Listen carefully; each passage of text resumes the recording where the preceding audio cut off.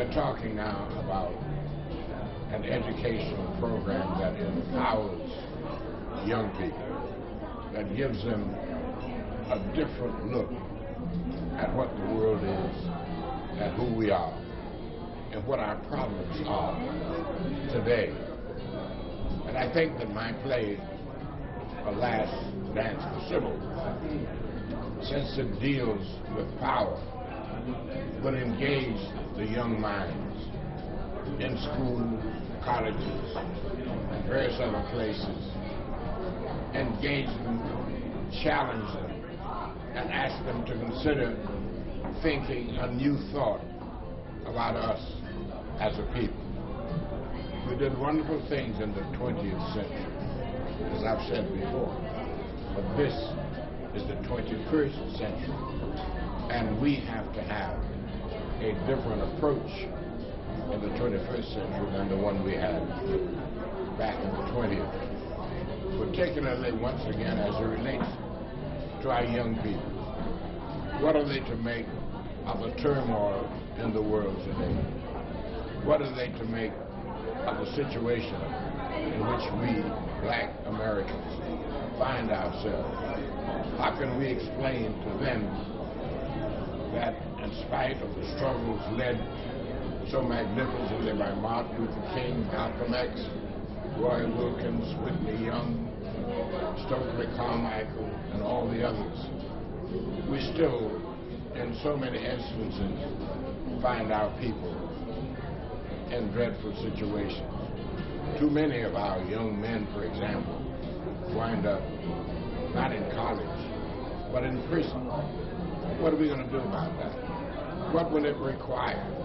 Is having the vote alone merely enough? No, we know immediately we need something else. Is having black elected officials sufficient to resolve our problems? No, we have that, but we need something else. I think that what we need is power.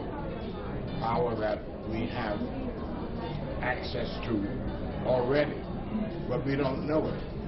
So we need our artists, our singers, our dancers, our playwrights to begin to tell us about the power that we already have and how to access that power. New institutions are already being created, meant to deal directly with our own students. And my hope is that my play, A Last Dance for Sybil, will be used by these new institutions, not only to help the students understand what power is, but also, since knowledge is power, that the knowledge of power that we debate in my play will add not only to the understanding of power, but to power itself.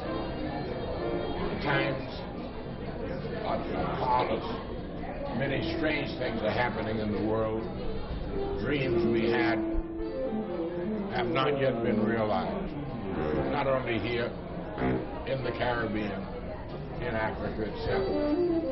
We still are struggling as a people for our just rights. So whatever we can do to bring a new perspective, to set new images afloat in the minds of our children, however we can describe what is required now that was not necessarily required then, that we are required to do. Okay. So you would introduce it and say, All right. Unless you want me to ask it. I'm Ossie Davis, and I'm here tonight in Harlem, which is one of the places I still call home. It was in this famed and fabulous community that I got all my training as an actor. This is the place I came to when I left the South many years ago and came in search of a career. I came to Harlem. It was home then, and though I don't live here now, a large part of my heart still belongs to Harlem. Now, this is an exciting occasion for me because it gives me a chance to talk about something well, more than one something, things that are dear to me. First off, I've written a play which I call Last Dance for Sybil. And it's a play about power, about the empowerment of black people. And I have written it primarily because I deeply believe that we are now in a new age, a new dispensation, a new century, and we as a people have turned a corner. We've achieved a great deal in the past. Record books show some of our accomplishments. We've made additions to the Constitution of the United States in our struggle for freedom, and that's all well and good. But there's more to it than that. What we've done in the past is wonderful, but it's not enough.